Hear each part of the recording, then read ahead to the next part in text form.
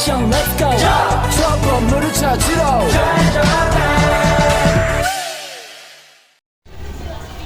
Shalom, Assalamualaikum warahmatullahi wabarakatuh.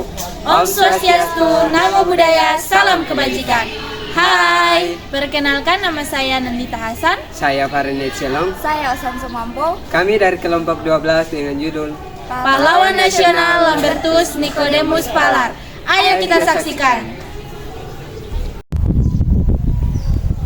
Yang pertama ada biodata Lambertus Nicodemus Palar, yang bernama Lambertus Nicodemus Palar atau sering disebut dengan LN Palar. Tempat tanggal lahir di Rurukan, Tomohon, Sulawesi Utara 5 Juni 1900. Ia meninggal 13 Februari 1981 di Jakarta. Pendidikannya di Teknik Hogeschool to Bandung. Jabatan sebelumnya sebagai Duta Besar Indonesia untuk Amerika Serikat dari 1965 sampai 1966. Lainnya kebangsaan Indonesia, Kerajaan Belanda.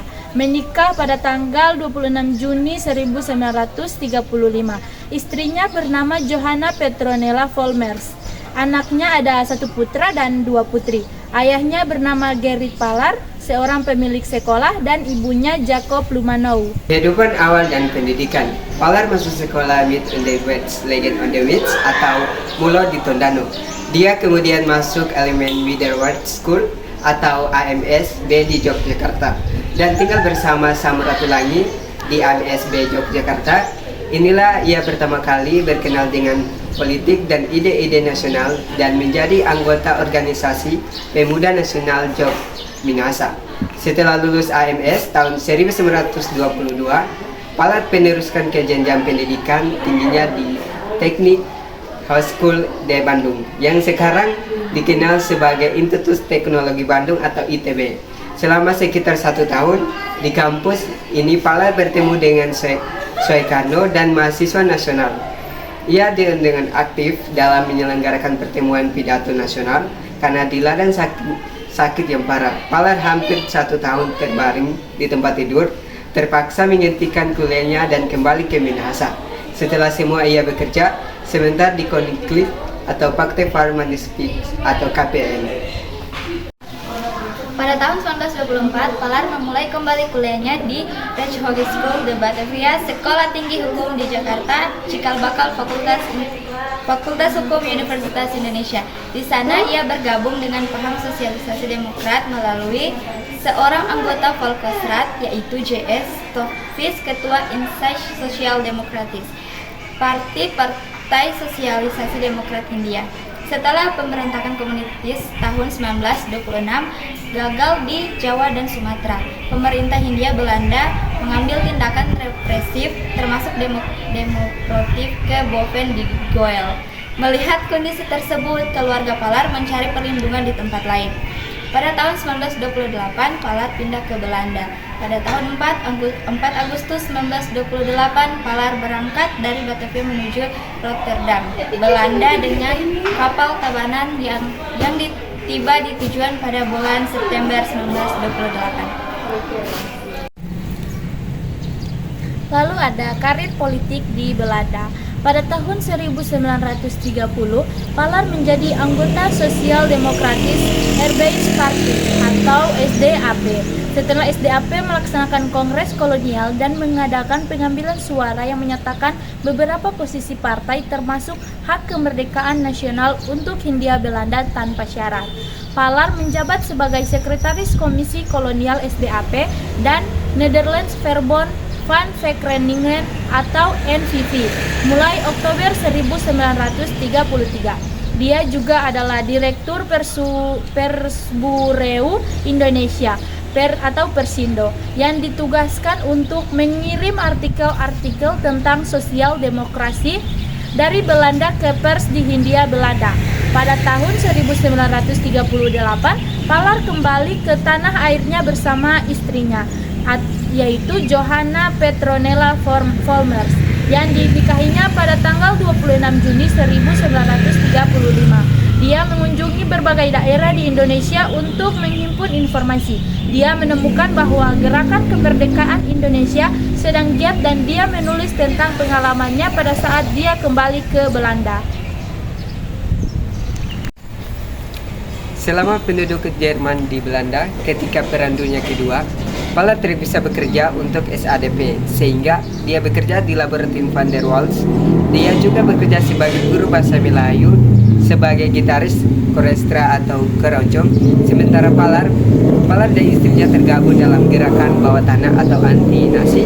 Setelah perang, Palar terpilih menjadi anggota Dewatskammer dari Partai Partij van de Arbeid atau PVDA, sebuah partai baru yang bermulai dari SADP. Setelah ditugaskan untuk mengadakan misi ke Indonesia, Palar sempat bertemu kembali dengan para pemimpin kemerdekaan Indonesia di Belanda. Palar berusaha untuk menyelesaikan konflik antara Belanda dan Indonesia. Palar berusaha untuk menyelesaikan konflik dan melakukan aksi polisi di Indonesia. Palar kemudian mengundurkan diri sebagai anggota parlemen dan anggota PVDA.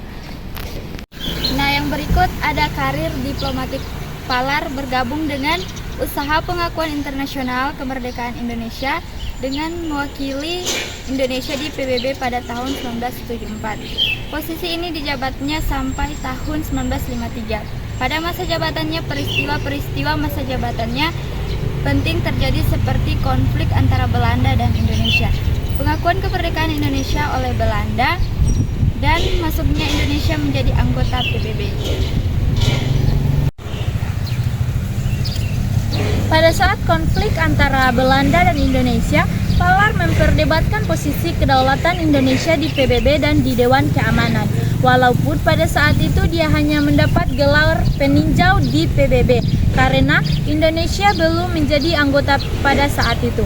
Setelah agresi militer II yang dikecam oleh Dewan Keamanan PBB, perjanjian Rom-Royen disetujui yang kemudian diikuti dengan konferensi Meja Bundar dan pengakuan kemerdekaan Indonesia oleh Belanda pada tanggal 27 Desember 1949. Indonesia menjadi anggota ke-60 di PBB pada tanggal 28 September 1950. Pada saat berpidato di muka sidang umum PBB sebagai perwakilan Indonesia di PBB paling pertama, Palar berterima kasih kepada kewajibannya sebagai anggota PBB. Palar tetap di PBB sampai saat dia ditunjuk sebagai Duta Besar Indonesia di India pada tahun 1953. Pada tahun 1955, Palar diminta kembali ke Indonesia dan ikut serta dalam persiapan konferensi tingkat tinggi Asia Afrika yang mengumpulkan negara-negara di Asia dan Afrika di mana kebanyakan dari negara tersebut baru merdeka. Setelah pelaksanaan konferensi, Palar memulai kembali tugas diplomatis melalui jabatan Duta Besar Indonesia untuk unit Soviet merangkap Jerman Timur dari tahun 1957 sampai 1962. Dia menjadi Duta Besar Indonesia untuk Kanada dan setelah itu kembali menjadi Duta Besar di PBB sampai tahun 1965. Karena konflik antara Indonesia dan Malaysia, setelah Malaysia terpilih untuk masuk Dewan Keamanan menjadi Duta Besar Indonesia untuk Amerika Serikat. Pada saat kepemimpinan Soeharto pada tahun 1966, Indonesia kembali meminta masuk keanggotaan PBB melalui pesan yang disampaikan kepada Sekretaris Jenderal PBB oleh Palar. Nah, yang terakhir ada akhir kehidupan dari Lambertus Nicodemus Palar. Palar pensiun dari tugas diplomatisnya pada tahun 1968 setelah melayani bangsanya dalam permulaan usaha dan konflik Indonesia. Dan setelah dia berjuang untuk kemerdekaan Indonesia dalam arena diplomatis, Palar kembali ke Jakarta tetapi tetap giat melalui tugas dan mengajar pekerjaan sosial dan tugasnya sebagai penasihat perwakilan Indonesia di PBB.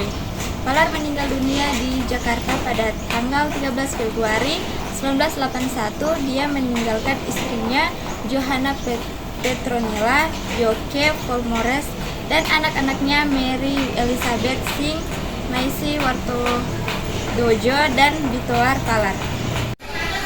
Nah, itulah video dari kami. Jika ada salah kata atau ucapan, kami mohon maaf. Semoga video yang kita berikan bisa bermanfaat bagi kita semua. Terima kasih. Bye.